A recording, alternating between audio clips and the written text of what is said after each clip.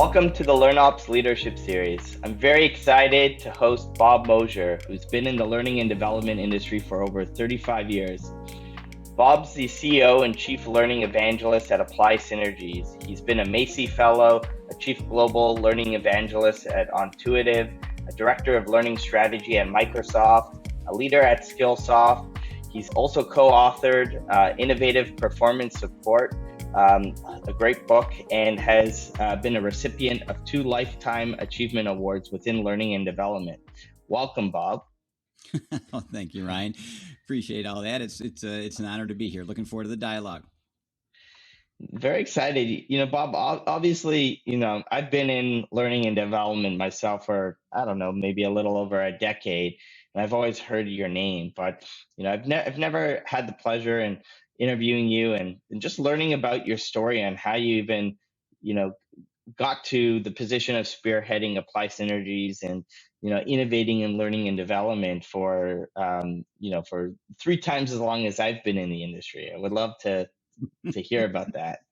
Yeah, well, I celebrate my 40th year this September. I walked into an elementary school classroom in upstate New York, 20 years old, out of undergraduate, ready to change the world. And here I sit talking to you, young man, and 40 years later. And if you had told me back in that small little rural district I'd be doing this, I had to, I'd have laughed you out of town. It's been an interesting journey, Ryan.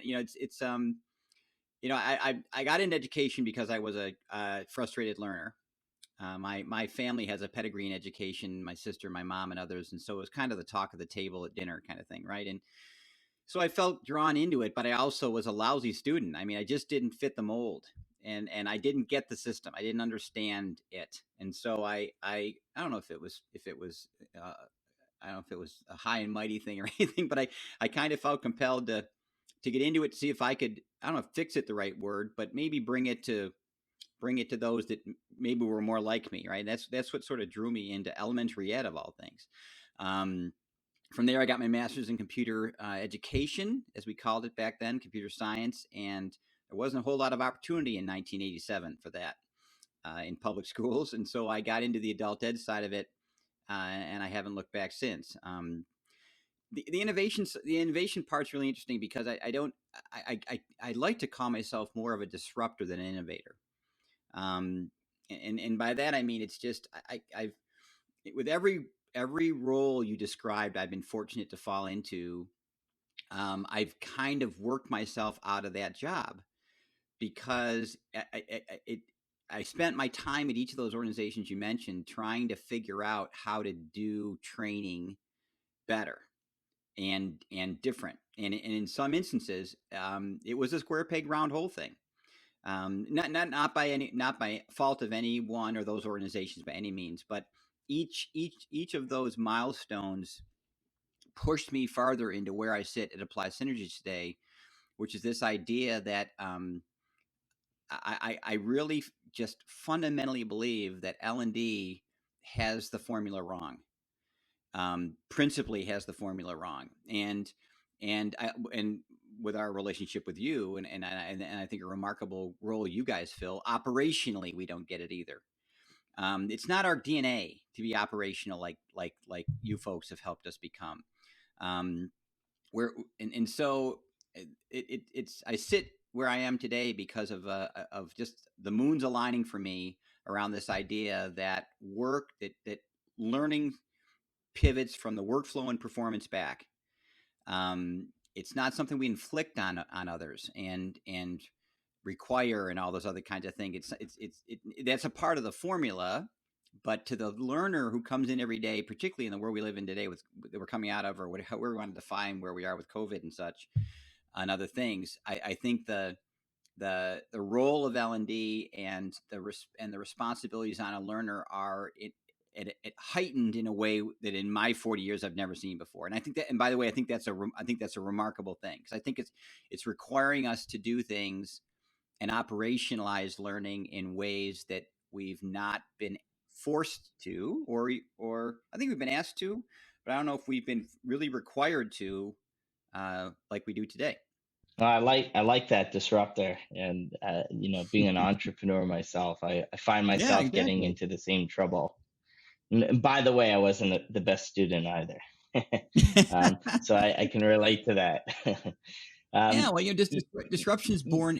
Great things are born out of brokenness, often, my friend, and it's sometimes in one of my complaints about L&D is sometimes, particularly with technology, we've been a hammer looking for a nail, and we miss.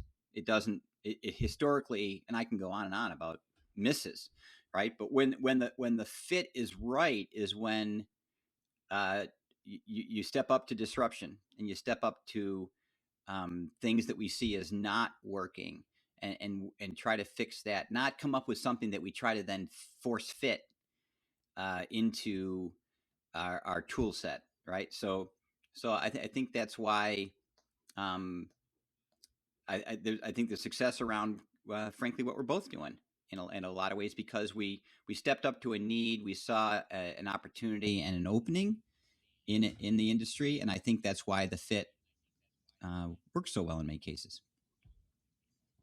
well, why do you think learning and development are, not the best of operators from what you said earlier on? Like, being Yeah, in the industry for that time, I mean, what have you seen change, and why have you landed at that? it's interesting because our models are centuries old, and a lot of them are born out of the classroom. I mean, and by classroom I mean like the one you sat in when you were 6. I mean, if you look at an elementary school classroom or a high school classroom or a tech classroom, and you look at some L&D corporate classrooms, there the similarity, besides maybe the bulletin boards being a little different, are striking. And I get it. I get why we ran at that. I think the miss for a long time, and is that, and that's what most learners came from, right? That's where corporate leaders came from, and as we worked our way through our pedigree. But um, that that has I think that positioned us outside of the workflow. I think it positioned us outside of what the day in day work of the business. They're held to a different level of operations and rigor than we were. We were in the content dissemination business. The training, and as you and I've talked about before, other organizations that are closer to the outcome of the business, frankly, like sales and marketing and services and these kinds of things, they are held to a different level of rigor often, and therefore they've developed over the years operational systems, CRMs, and all these other kinds of ERP systems, these other kind of things, that HR systems, because they were held, their feet were being held to the fire in doing it efficiently and well, and at the end validating their work.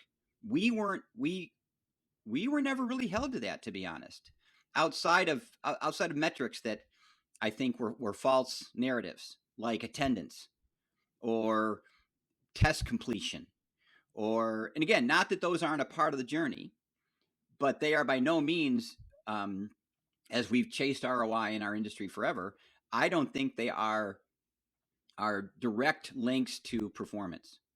They impact, they influence, but I don't. And so I think it's led us to be a little weak in our operational rigor. And again, not maliciously, but because of the way we fit, we were seen by the business, and that has hurt us, in my opinion, because we also then, the classic don't have a seat at the table that we've been hearing in our industry forever, because we in the eyes of those other businesses, they don't see us being held to the same level of accountability, frankly, or having developed the same level of rigor within our organizations that these other parts of the business have. Well, and I think, there's not one use case where you automatically get a seat at the table too. In any business function, you fight for the No. seat at the table. I speak to many chief learning officers and learning leaders who talk about how L&D is so adapted in their companies because their chief financial officers are their best friends, and they understand the impact that learning is having on company initiatives that drive strategic outcomes for the business at the end of the day. And it's tricky because on one end, as a learning professional, you're mission driven, you want to help the learner, and particularly in corporate learning, it's a bit conflicted. It's not like higher ed where it's all about pedagogy and learning science and teaching people. It's a business, and so you have, Yeah. and business first, right? Right. Right. Particularly if it's for profit. And even in most nonprofits, you're still budget driven, and there's real financial outcomes. People want a paycheck at the end of the day. You have to manage your business Well, properly. but this has always been a key indicator for me, my friend, having been in this 40 years. We're coming into difficult times, right? All the Hmm. indicators are showing that we're, however deep we go, if that's obviously for history to determine. But what makes me anxious, and as does many of my colleagues who've been in it as long as I have, is okay. Well, here come budget cuts. Here comes downsizing. Here comes optimization of resources. Right. Well, guess what? We end up on the wrong side of the ledger paper way too often in that argument. That, in the end, to your point, Ryan, I mean, in the end, the business chooses and invests in what it sees as valuable to achieving its mission. Period. It is a business, right? This isn't philanthropic. We don't fund the local schools through taxes and stuff because we obviously we should have school. That's a whole other discussion. We are in the deep end with the business, and when those names get put up on a whiteboard somewhere, unfortunately, our Post-it note gets moved over to the not needed column far too often, and that's very telling to me because what it's always said to me is, okay, have we aligned ourselves? One thing to be buddy with the CFO is another thing to know, but I'm going to push us even farther in that. Do we go further than that? In that they go, well, we can't. If we're going to survive this, we need L&D. I don't Yeah. know how often we hear that, right? We hear that, frankly. No, that's a fair point, and I think being a buddy to the CFO only goes so far. CFOs usually are your buddies when they know you're providing the value and also Yeah, driving outcomes, right? So exactly, so it does go a exactly, lot further exactly. than that. As well, obviously, and the best L&D teams that we're seeing right now are the ones who are really partnering with the business, or business partners, as well as even the CEO, CFO, to learn about what are our strategic drivers, where are we trying to get the business to, where are we trying to get your business functions to, what are those interventions, and how can L&D support you as a business partner, and I then love that. being Yeah, and able to measure and connect the dots on how their solutions are a part of those drivers, right? So if yeah, sales teams are the way to get through this, hypothetically, and learning and development partners with sales to enable the sales force on getting there faster, you're gonna have a higher likelihood of not having your budgets cut. absolutely. And KPI, the middle word is performance. Yeah. It's not key learning indicators. It's not key knowledge indicators. It's key performance indicators. And my argument has been that the ones that are doing it well, and there are many, are the ones that realize that their measures have to be performance measures, not volume, content, attendance, pass, fail, compliance. Again, I'm not knocking those as not part of the formula, but in the end, a line of business person doesn't really care about those things. To be honest, they care if you can align those to the fact that a sales rep sold twice as much stuff in half the time, right? So I love the word you use. We are guys. We are in the enablement business, not the training business, and I think there's a difference.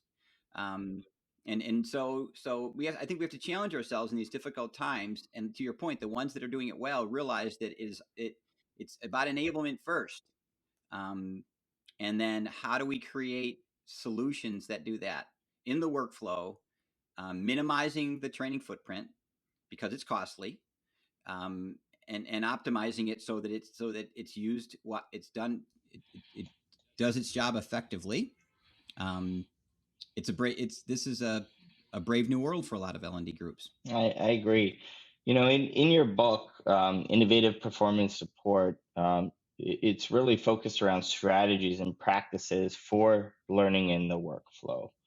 Um, Yep. can you tell us about some of the work Apply Synergies is doing? I know that you've partnered with companies like Bank of America, Disney, Herman Miller, and many others, using your 5 moments of need approach. Um, Mm-hmm. with where the industry has changed, like how is that aligning to learning and development and helping people with these approaches to operationalizing better?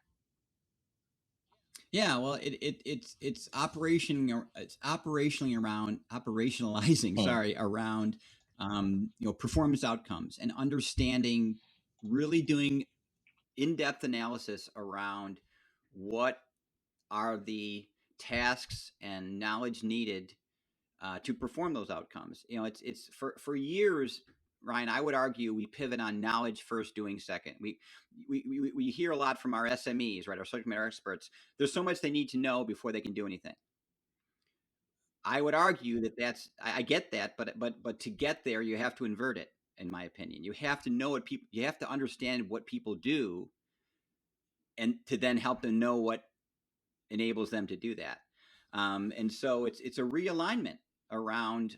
And I tell you, I was 25 years into my this profession at the highest in one of the largest IT organizations in the world, Microsoft.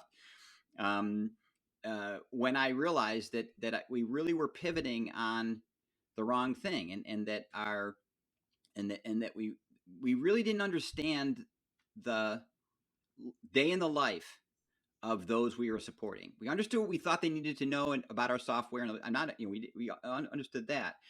But when I saw my first rapid workflow analysis, as we call it, I remember squirming in the back of the room, looking back on a 25-year career, going, almost never asked any of these questions, and I designed training without context, without the workflow context, not context in general, but workflow context, the actual 8 to 5 job that the sales rep, the whoever, went back to do every day, um, and and and because the organizations you mentioned are shifting more towards that, they are seen way more aligned with the organizations they support because they know them better, intimately know them better, and therefore you can design a more effective solution when you understand that context first. Yeah, no, that and that makes sense. And with the pandemic, really forced digital transformation on our industry. And I'm in a way happy about that because it reminds me of Yeah. when a long time ago, software development reported into IT and they took waterfall approaches to developing solutions, and eventually the business realized, well, this is pretty strategic for us. We need chief technology officers. We just need software people to focus on software, right? Versus being Yep. combined in this mix. And historically, L&D has been, a, a by function of HR, and it still is in a lot of cases, but we also see them separating out. You have more chief learning Yes. officers, or you see L&D people actually reporting into business extensions, or through partnerships or whatnot. Um, do you think this is part of the transformation is supporting L&D, supporting that role more in business strategy and performance? Like, Absolutely. Absolutely. As long as I'm in the business, Ryan, the common complaint I've heard from learning leaders is I'm always brought in as an afterthought. Everything's been locked down. The system's been installed. The sales initiative's been established by the SVP of sales.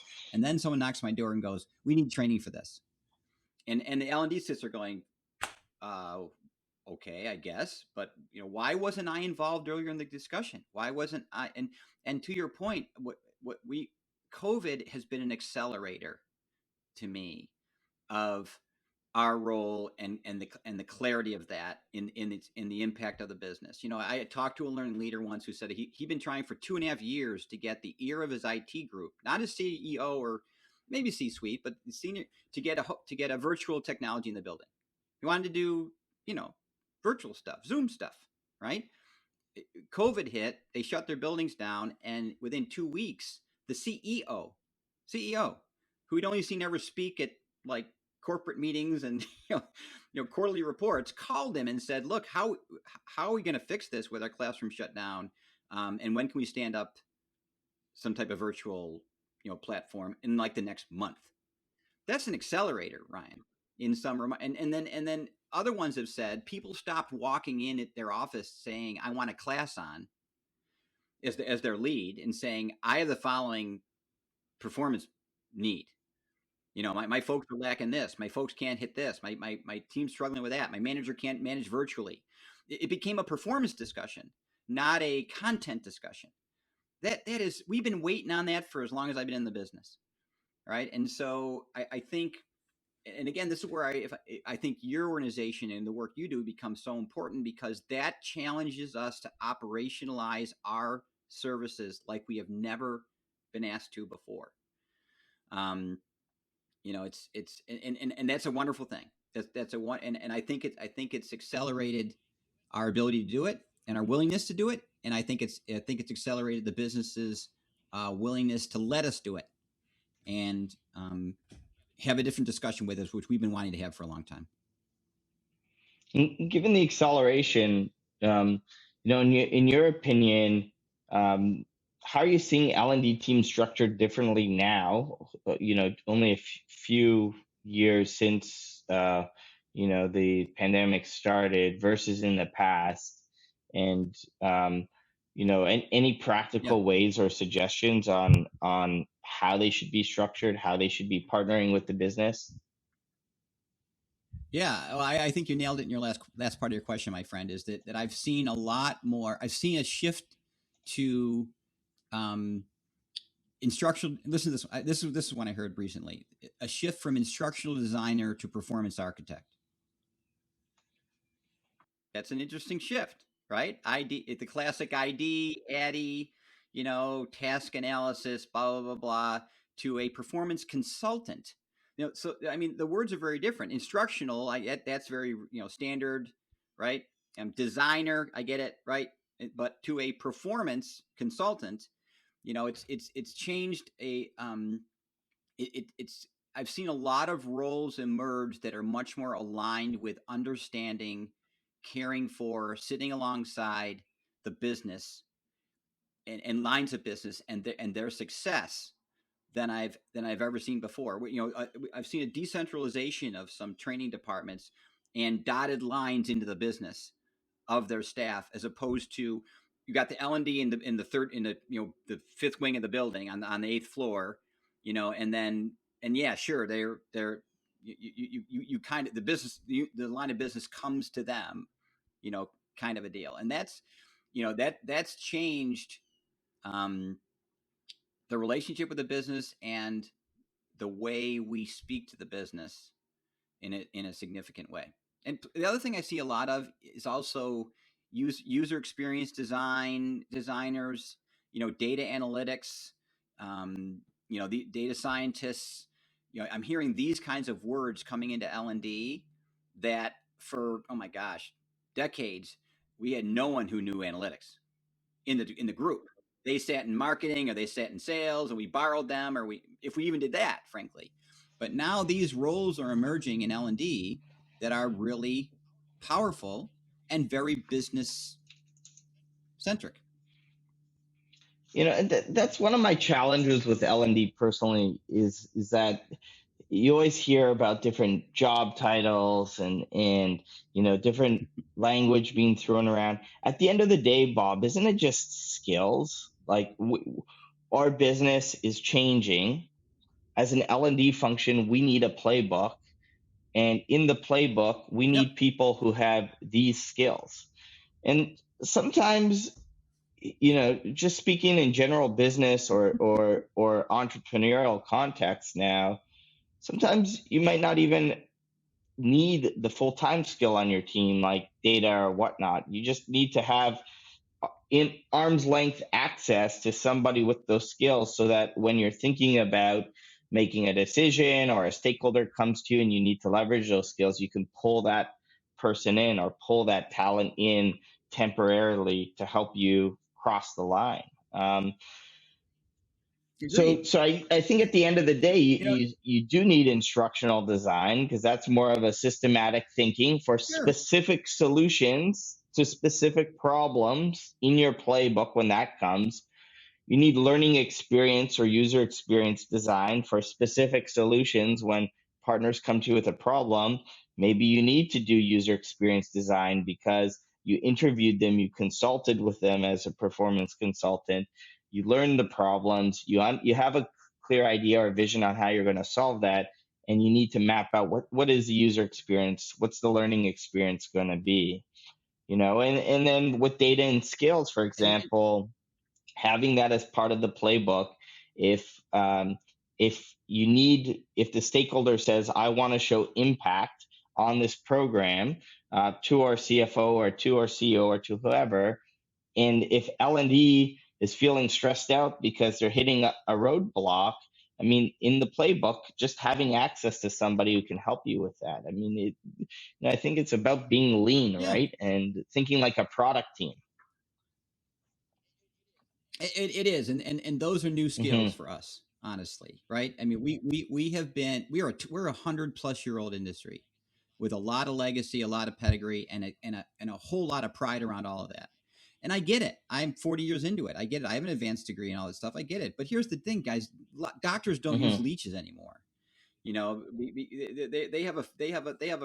They take an oath to be current and to not get married to any technology, any approach that gets in the way of the end result. They stay, and I don't know if we've been as open to that, frankly, right? We go out. My dad used to say a lipstick on a pig is still a pig, right? And it's a pretty harsh metaphor, but the reality is I think we're so married sometimes to our product offerings and the years it's taken to get where we've gotten or whatever that is, that we go in with a one-hit wonder. And we might listen okay, and we might, but I think in the back of my mind we're always thinking, okay, how does this fit into what I make? How does this fit into what I've always done? How does it fit into the way my groups outline per your roles question? We don't go. That is all off the table. That's all off the table because I'm going to listen to the business. I'm going to hear what they need, and I'm going to expand my portfolio. I'm going to expand and my roles, responsibility, and my reach into other parts of the business. To your point about using other resources at all cost to meet that end. Rob Lauber is one of my heroes in this business. But what I love about Rob is, as long as I've known him, is he's every L&D team I've seen him go into over the years, McDonald's and all the ones he's been a part of in his wonderful career, is he always says, I was never married to what we did. I didn't really, I didn't have any emotion or around it because that's the means to the end. And my ends is that I don't, that my CEO looks across me at the table and goes, "Man, you guys are essential to the success of this business because of the following things you did." That's all. That was his ultimate measure, and his team had to fall in line to that. Um, Different than the way many long-standing L&D departments have been stood up, in Yeah, I organizations for a think I long think time. L&D can learn a lot from just the lean methodology as well, right? And and, Absolutely, and to what you absolutely. said, earlier, not in the same context, but I think L&D doesn't want to fight of trying to fit the square in the round hole, right? Like the technology, the approaches, the processes, they're just tools at the end of the day as part of your toolkit. It's about really doing the discovery, having the conversations with these business stakeholders to understand what problem do they want to Yep. solve, and then leveraging the talent, Yep. the tools, the technology, the people, if it's not in your company, your network, from other companies or other people to help problem solve and solve this and come up with the right solutions. Maybe it makes no business sense for you to actually build it because it exists off the shelf. Just buy it and and Yeah, and focus your effort right. on coaching, to make sure that the information that's being disseminated is actually being absorbed. There's no ego in this, right? And Complete. I think that makes the job more fun too, because you get to focus on those next innovative pieces that will actually take your team or your learning business to that next level too. And Ryan, I want to be careful here because I will probably go back and reflect on this recording. I'm going to come across yet again as the training basher guy. I actually had somebody come up to a conference once and tell me, "Oh, Bob, finally, great to finally meet you. My company calls you the classroom hater guy." And I'm like, well, okay, well that's that's a little bit off the edge. But my point here that I want to emphasize is I am still in L&D in the deep end with you. I'm not poking holes at a a person in the industry. I'm poking holes at my industry. My that I'm so impassioned about, as do others. And there are a lot of wonderful things happening. What my frustration, and at 40 years, the filters are gone, my friend. Right? Is that I get so sick of hearing one thing but seeing a different behavior. And and that's what I think this conversation is all about um is being willing to look at other approaches that are going to work, other parts of the business that we should be reaching out to that can help, um, and being courageous in what we do, not protective. Um, and the courageous learning leaders that are many a part of your leadership group here and others that damn the torpedoes, right? I mean, a dear friend of mine, when he was trying to get a new technology into, I can't say the organization, but it was a large retail. And I said, so how'd you finally do it? He goes, well, he goes, well, I called it what they think it is, and then I made what I knew was right.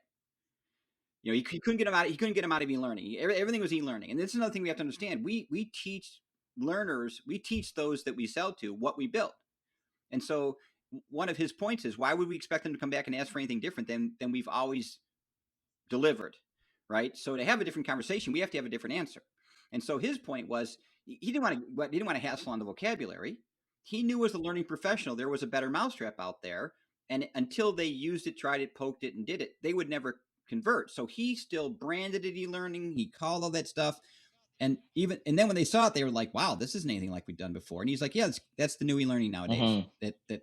That's what this is how we do it." And the organization Yeah, went, and "Oh, I cool," think if you're outcomes driven and you're focusing on right? the effectiveness of the outcome and how efficient you can guide the process to get to that outcome, um, then nobody can really get in the way, because at the end of the day, Right. the business partner, the CEO, whoever wants the same outcome that you'll be working on, and if you can show them a faster, Right. quicker way to getting there, um, and um, and they have the confidence it's going to be effective because they collaborated with you, they shared their 2 cents, or their strategic feedback along the way to iterate with you.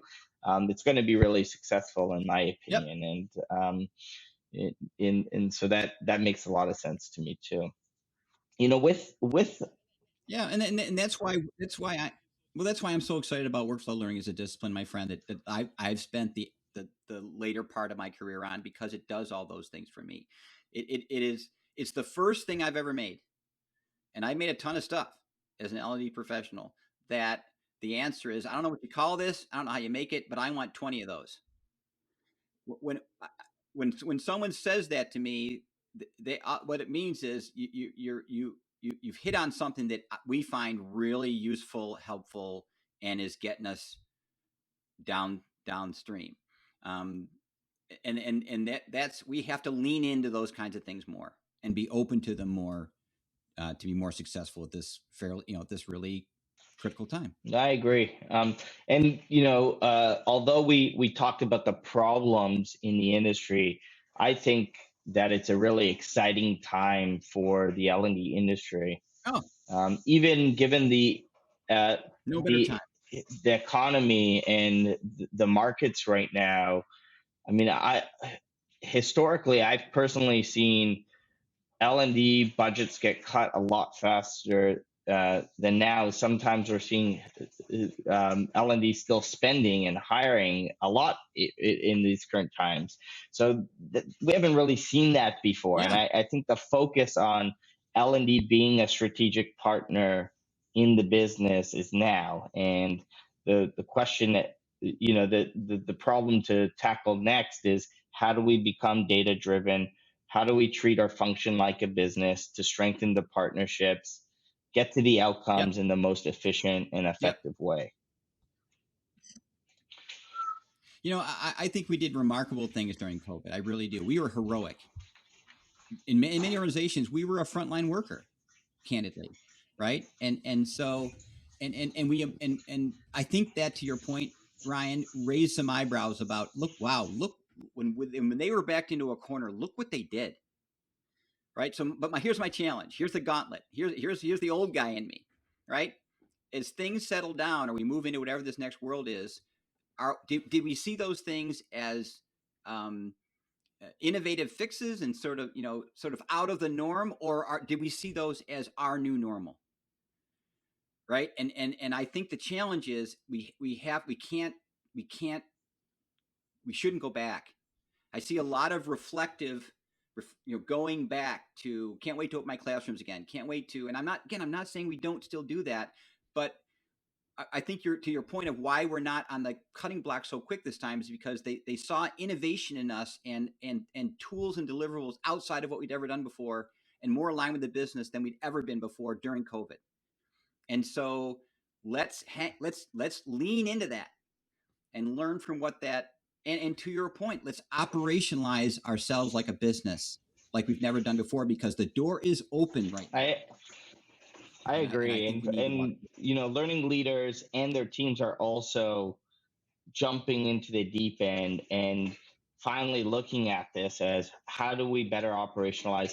How do we demonstrate these outcomes? Yep. How do we show return of learning spend and on these investments? And how do we measure if the programs were effective?